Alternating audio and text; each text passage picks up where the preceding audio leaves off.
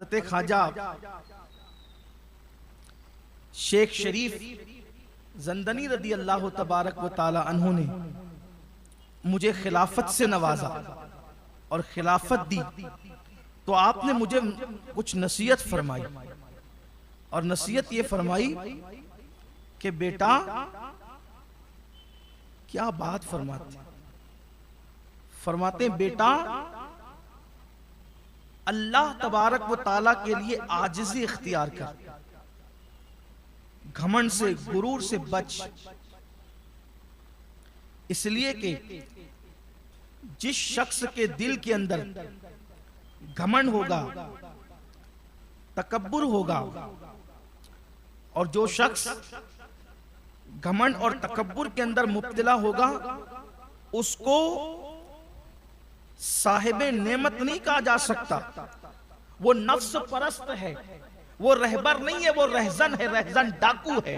फरमाया वो चोर है, मशाइख उससे बेजार हैं, उसको बुजुर्गों का खिरके पहनने की इजाजत नहीं है। यानी बुजुर्गों का जुब्बा, जो खिलाफत का जुब्बा खिरका खिलाफत है, कहा वो उसको पहनना जायज नहीं है उसके लिए। और ना ही वो चार तर की टोपी पहनने का हकदार है।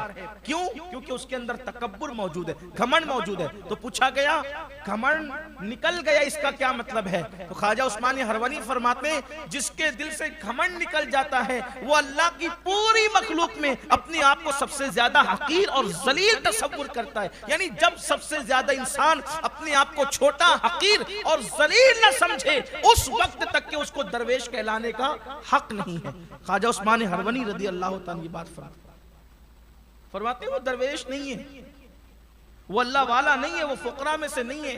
कौन? जिसके अंदर तकब्बुर और घमंड और अनानियत मौजूद है। सरकार ख्वाजा उस्मानी हरवनी रदी अल्लाह तबारक व तआला आप सूरह फातिहा की बड़ी अहमियत बताते हैं। आपने बड़ी नसीहत भी फरमाई मुरीदों को भी, सरकार गरीब नवाज को भी फरमाया कि सूरह फातिहा की बड़ी अहमियत है। और सिलसिला चिश्तिया में सूरह फातिहा इस तरह पढ़ी जाती है कि बिस्मिल्लाह की मीम को अलहम की लाम में मिलाकर, दोनों को मिलाकर पढ़ते हैं, और उसके बाद अर्रहमान रहीम की 3 मरतबा तकरार करते हैं। ये पूरी सूरत ऐसे पढ़ के आखिरी में 3 मरतबा आमीन आमीन कहते हैं। कहते हैं इसकी वजह से दुआएं मुस्तजाब होती, दुआएं मकबूल होती। एक मरतबा ख्वाजा उस्मानी हरवनी की बारगाह में एक शख्स आए और आने के बाद अर्ज किया कि हुजूर, मेरा बेटा गुम हो गया और बरसों बीत गए, कई साल हो गए मेरा बेटा गुम हो गया। तो सरकार ख्वाजा उस्मानी हरवनी रदी अल्लाह तबारक व ताला अन्हु ने इरशाद फरमाया, तो क्या? तो कहा उसके लिए आप दुआ कर दें। आपने मुराकबा फरमाया, मुराकबा कहते हैं आंख बंद करके सर झुका के दिल की तरफ मुतवज्जे होने को। आपने मुराकबा फरमाया और मुराकबा फरमा करके फिर सर उठाया और सर उठा करके फरमाया, इसके बेटा इससे मिल जाए, उसके लिए सब मिल के सूरह फातिहा पढ़ी। और सब लोगों ने फातिहा पढ़ी और फातिहा पढ़ने के बाद फिर सर झुकाया और फिर मुराकबा किया। फरमाया जा, तेरा बेटा इंशाअल्लाह घर आ गया होगा। इतना सुनना था। वो शख्स उठा और घर चल दिया। घर पहुंचा तो देखा कि उसका बेटा मौजूद था। वो अपने बेटे को लाया और सरकार के कदमों में जब वो उसको झुका दिया तो सरकार ख्वाजा उस्मानी हरवनी ने पूछा कि बेटा तू कैसे घर पहुंचा? तो उसने बताया, हजरत मुझे देव उठा ले गया, मुझे देव उठा ले गया था और एक जजीरे के अंदर, एक जजीरे के अंदर, जजीरे में मुझे उसने जंजीरों से कैद कर दिया। जजीरे में जंजीरों से मुझे कैद कर दिया था और मैं वहीं पड़ा था, वो मुझे वहां से हटने नहीं देता था। लेकिन मैंने क्या देखा, आप ही की शक्ल के एक बुजुर्ग आए और आने के बाद उन्होंने मुझे उठने के लिए कहा। मैं उठा तो जंजीरों को उन्होंने हाथ लगाया तो जंजीरें टूट गई और फिर उन्होंने मुझे पकड़कर कहा आंखें बंद कर। मैंने आंखें बंद की। जब मैंने आंखें खोली तो मैं अपने घर पे था। वो आप ही की तरह था। हज़रत ख्वाजा उस्मानी हरवनी रदी अल्लाह ताला ने जा, अल्लाह तुझे जज़ाए खैर अता। तब लोगों को पता चला आंखें बंद करते हैं तो कहां पहुंचते हैं और कहां पहुंचा देते हैं। शेख ज़करिया कांदलवी जिन्होंने फजाइल अमाल लिखी, तबलीगी जमात का निसाब जिन्होंने लिखा है, वो अपनी किताब तारीख मशाइख चिश्त में सरकार ख्वाजा उस्मानी हरवनी का जिक्र इस तरह करते हैं। उनके हवाले से इसलिए अर्ज कर रहा हूं कि जो उनके मानने वाले हैं उनको भी पता चले कि औलिया अल्लाह हमारे असलाफ वो हैं जिनकी तारीफ सब ने की। लेकिन कभी कभी इंसान तासुब की बुनियाद पर अल्लाह वालों को नजरअंदाज करता है, अल्लाह वालों की बेइज्जती करता है, उनके बारे में गलत सलत अल्फाज कहता है। तो शेख ज़करिया जिनकी तबलीगी निसाब पढ़ी जाती है, उनकी वही एक किताब नहीं है, उनकी और भी कुतुब है। उसमें से एक किताब है मशाइखे तारीख मशाइखे चिश्त, आप उसकी तरफ देख सकते हैं। उसमें उन्होंने लिखा है, शेख ज़करिया लिखते हैं, तवज्जो करें क्या लिखते हैं, हवाला इसलिए पढ़ रहा हूं कि हो सकता है क्लिप कट कर सब तक पहुंचे, तो हवाले के साथ पहुंचे तो अच्छा, तो लोगों को रुजू करने में आसानी, थोड़ी आसानियां पैदा हो जाए। वो लिखते हैं अपनी किताब में कि एक दिन ख्वाजा उस्मान हरवनी के एक मुरीद का इंतकाल हो। ये शेख ज़करिया लिख रहे हैं, ख्वाजा उस्मान हरवनी के मुरीद का इंतकाल हो गया। इसका मतलब कोई किसी का मुरीद हो सकता है, तभी तो मुरीद का इंतकाल लिखा। अब मुरीद का इंतकाल हो गया तो उन्हें कब्र में दफन कर दिया गया। एक एक जुमले पे आपकी तवज्जो चाहता हूं। मेरे पास तारीख मशाइख चिश्त शेख ज़करिया कांदलवी की PDF में मौजूद है, आप कहेंगे तो मैं उसका सफ़ा आपको भेज सकता हूं।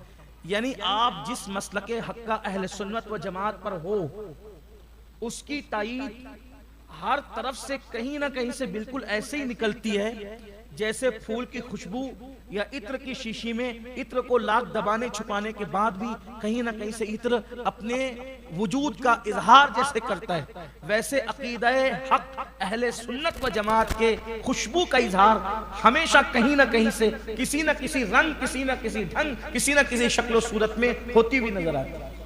ये आपके अहले सुन्नत व जमात की अकीदे हक्का की ये शान है। हक वो है जिसको छुपाया जाए तो वो न छुपे बल्कि वो अपना इजहार करे। हक वो है जो सर चढ़ के बोलता है, हक वो है जिसका एतराफ मुखालिफ को ही करना पड़ता है। शेख ज़करिया लिख रहे हैं कि सरकार ख्वाजा उस्मान हरवनी के मुरीद का इंतकाल हो गया, कब्र में उसे दफन कर दिया। किसी साहिबे कश्फ ने मुराकबा किया तो क्या देखा कि ख्वाजा उस्मान हरवनी के मुरीद की कब्र में अजाब के फरिश्ते। जाहिर सी बात है, उस्मान हरवनी के मुरीद के जमाने में जो भी बंदा होगा वो नबी तो नहीं होगा, वो नबी तो नहीं होगा ना। अब आप अंदाजा फरमाएं, जब वली इतना पावरफुल हो सकता है कि वो मनो मिट्टी के नीचे अजाब का फरिश्ता भी देख रहा है, मैयत भी देख रहा है, कब्र भी देख रहा है, जब वली के देखने की ये शान है तो नबी के देखने की शान क्या? भाई जब वली कब्र के अंदर देख सकता है तो नबी के बारे में फिर ये कैसे कि वो दीवार के पीछे ही खबर नहीं रखता? ये तो बात है ना, इसलिए कि वली का जितना भी आप उनकी शान, अजमत, करामतें कुछ भी आप ले लें, वो सब के सब फैजान नबूवत, हुजूर का फैजान। बल्कि अंबियाए किराम की भी जो शानें हैं, हमारे आका अलैहिस्सलातु व तस्लीम से पहले जितने अंबिया हैं उनकी भी जो शानें हैं वो भी मुस्तफा जान रहमत का फैजान है। मेरे इमाम कहते हैं हमारे नबी की शान बिल्कुल ऐसे ही है जैसे सूरज, कि सूरज की गैर मौजूदगी में जो तारे चमकते हैं वो खुद की रोशनी से नहीं चमकते बल्कि सूरज की रोशनी से चमकते हैं। तू है खुर्शीद रिसालत प्यारे, छुप गए तेरी जिया में तारे, अंबिया और है सब माह पारे, तुझसे ही नूर लिया करते हैं। सब तो हुजूर के नूर की रानाइयां हैं।